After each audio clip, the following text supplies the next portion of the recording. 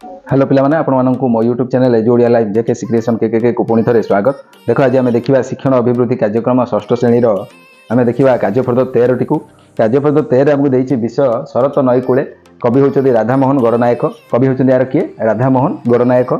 तो आम डेरी नक शिक्षण कार्य एक टी देखा कविता टी फास्ट पढ़ा पूर्व कौन कर क्वेश्चन करने पूर्व क्वेश्चन आंसर फास्ट कविता टी पढ़ तो इजी हम तुमको क्वेश्चन आंसर करने है। तो देख आमको देती से कौन देती देख ना फास्ट देला काशतंडी फूल कौ ऋतु रे फुटी थाए है तुम लिख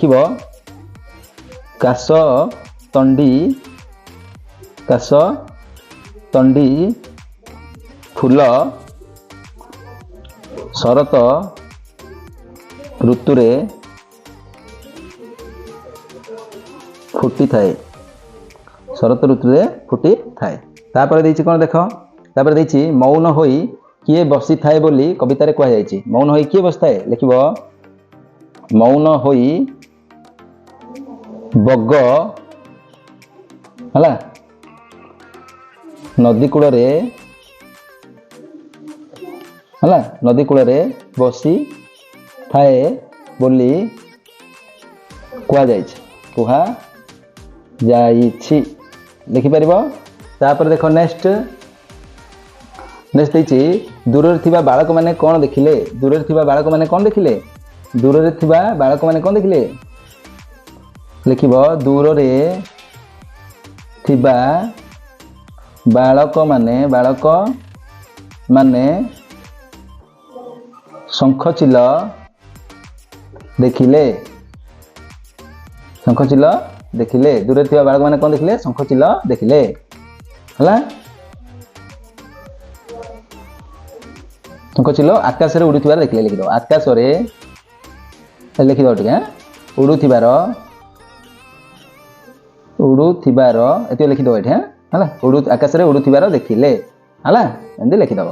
तापर कहार तापर कौन देछि प्रश्न देख कहार मधुर महक पवन साथे भासी आसुची बोली कवि कहिसंती है कौन कहिछि कहार मधुर महक कार मधुर महक कार अछि कि मधुर महक फूलर अच्छी है कि नहीं को फूलर शेफाली फूलर है तुम लिख शेफाली बोले किए गंगशिउली कि नहीं तो लिख गंगशिउली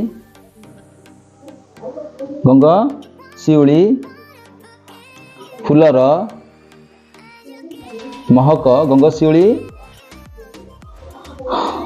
गंगशिउली सॉरी एटा सीटा शिउली भूल गला यहाँ लिखिदेवा गंग है शिउली गंगशिउली है फूलर महक मधुर महक पवन रे है भासी आसीबा कथा कवि कहिछंती है एमती लिख गंगशिउली लिख है बुझीगला घ सरला बर्तमान जी नेक्स्ट। तब देख ये प्रश्न देती ओटा कवि निजर आखि को क्या सहित तुलना कर कहीं तुम लिख कवि निजर आखि को भौर सह तुलना करिछंती है कहीं कही कारण लिख कारण भौर महु संग्रह पाई जेपरी गोटे फूलरू आउ एक फूल को उड़ी बुली थाए ठीक सेहीपरी कविंकर आखि मध्य घूरी बुलू थाए एमती लिखिदेव है ना लिखिदेल। तापर देखा शिक्षण कार्य 2 शिक्षण कार्य 1 सरला बर्तमान है बर्तमान आम देखा शिक्षण कार्य 2 को देख शिक्षण कार्य 2 रे हमको देछि गीतटी को आवृत करवा। बंका बंका देख लता गछे जाए माड़ी सेहीपरि बंका देख एही मोर बाड़ी। द्वितीय तृतीय जह्न दिशई जेपरी द्वितीय तृतीय जह्न दिशई जेपरी अगस्ती कुसुम कढ़ी बंका सेहीपरि। वर्षा काले सूर्यमुखे बंका इंद्रधनु जा शोभा देखिले थरे न जीवई मनु। हस कौतुके आस समस्ते खेलिबा बंकाई बंकाई चाल समस्ते चलिबा। एमती देइछि ना। तो एटा हमको देइछि कोन देख। ओके तापर एबे शिक्षण कार्य 2 रो पढिले हमें कविताटी को। तो एबे वर्तमान देखिबा शिक्षण कार्य 3 रे तार प्रश्न उत्तर गुडी को करबा। देख प्रश्न देइछि हमको कोन देइछि देख। निम्न पंक्ति गुडी को कथारे प्रकाश कर। बंका बंका देख लता गछे जाए माड़ी हला। देख बंका बंका लता गुडी को गछरे देख बंका बंका लता गुडी को गछरे माड़ी छंती एमदी हला। कविता रे देइछि बा पद्य रूप देइछि गद्य रे लिखिलो। किंतु एटा लिखिबा द्वितीय तृतीय जह्न दिशई जेपरी हला। द्वितीय तृतीय जह्न दिशई जेपरी देखिबा।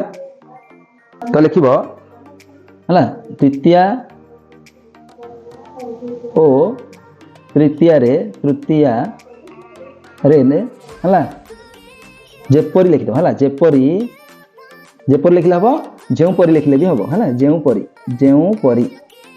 परी द्वितीय और तृतीय रे जह्न देखा जाए हला। जेउ परी द्वितीय और तृतीय रे जह्न देखा जाए हबो।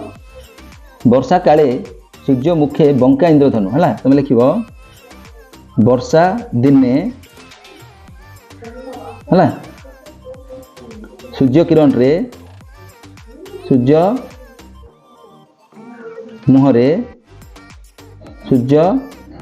मुहरे इंद्रधनु हला। इंद्रधनु बंकाई हुई देखा जाए लिखिदब। तापरे हस कौतुके आस समस्ते खेलिबा हला। हस खुशी रे आमे समस्ते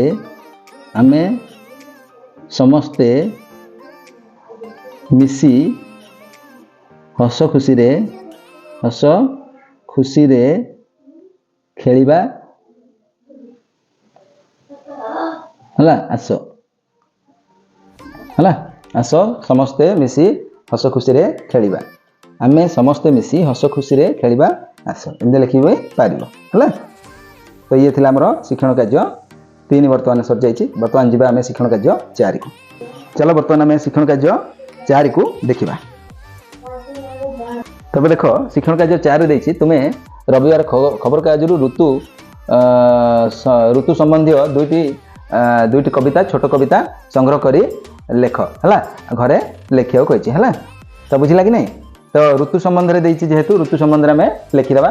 देखो कविता को देखिबा हमें हमको ऋतु विषय कविता लिखियो कहितला। तो देखो वर्षा कविता विषय देखिबा। मेघ को देखिले मयूर नाचई कृषक होई खुशी माटीर आनंद कहिले न सरे गरबे उठे से हसी। तरुलता सबु झलसी उठंती पाई बरसार छुआ कूपमंडुक बंधर हिड़े करूथांती कटर किया हला। तापर देखि लिखिबो नई बढ़ी आसे कुळु कुळु हेई पाद तो मीठा परस पाई तो मीठा परस तते पाई पाखे कोइली गाउछि आउ नाही मोर अवशेष। आहा कि सुंदर तोरी नाटी किए गढ़िला लो तते कागज छाती रे कलम को नहीं लिखिदेली मोर हाथे हेगला। कविता भल लगे। कविता 1 देखिले कविता 2 को जीवा। कविता 2 देख खरा विषय देइछि हला। खरा माने कोन ग्रीष्म ऋतु विषय देइछि। कविता 2 रे आमे लिखले ऋतु कहिछि ऋतु विषय लिखिया पई मु आसीगली खरा आसीगली मु खरा काम मोर जहा करि थाए ताहा मु भारी ना करा। मु आसीगली खरा आसीगली मु खरा पहिली ऋतु से ग्रीष्म एटा हाँ ग्रीष्म आसिले मु आसी थाए परा मु आसीगली खरा आसीगली मु खरा। एबे मो तेजरे भरा राणी आउ दिसिबनी मधु छरा मु आसीगली खरा आसीगली मु खरा। ठंडा पानी पाई लोड़ा हेबो एबे सुरेई कलसी गरा मु आसीगली खरा आसीगली मु खरा। सुखी जाए भुई गोरु गाई जेते आउ पाइबेनी चरा मु आसीगली खरा आसीगली मु खरा। है ना तापर कौन लिखिबो आसीगली मु खरा मु आसीगली खरा आसीगली मु खरा सुखी जीव हुई गोरु गाई जेते आउ पाइबेनी चरा मु आसीगली खरा आसीगली मु खरा एमिति मु सते मोहरी पाइकी कषण लभई धरा है एमती कविताटी को मूल शेष पर्यंत भल भाव लिखिदेव। तो ये थी आमर शिक्षण कार्य देखिले बर्तमान आम देखा आउ गोटे जेकोसी गोटे कवितार अर्थ बुझी निज भाषा 5 धाड़ी लिखा अर्थ बुझिकी आम लिखा है 5 धाड़ी लिखिदेवा। तो लिखिदेवा आम वर्षा ऋतु विषय लिखिदेवा है ना खरा विषय लिखा खरा विषय लिखिदा और चलो खरा विषय लिखिदेवा है तुम लिख ग्रीष्म ऋतु है ग्रीष्म ऋतु कौन लिख ग्रीष्म ऋतु सूर्यंकर प्रखर किरण जोगु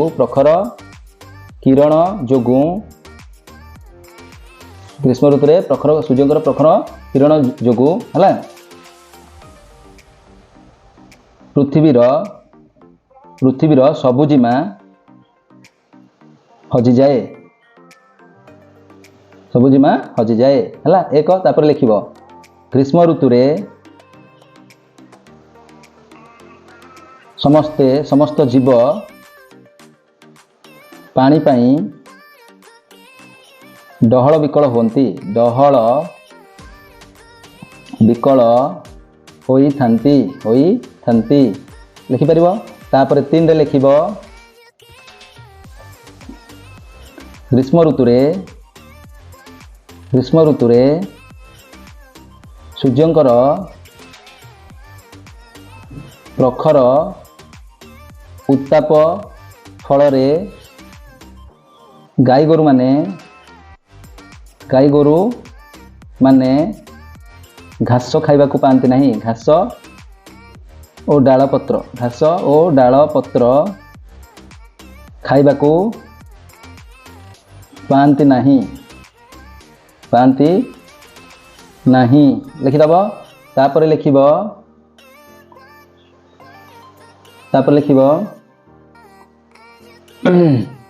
ग्रीष्म ऋतु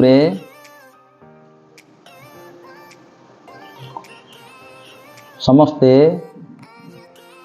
बहुत दुख और कष्टरे कालातीपात जीवन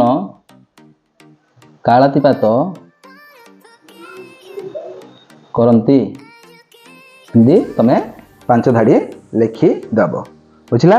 ये थी आमर कौन शिक्षण कार्य 4 गोटे कवितार किसी अंश बुझला कि नहीं जोटा कि आम गद्य भाषा लिखिले 5 धाड़ी बुझला।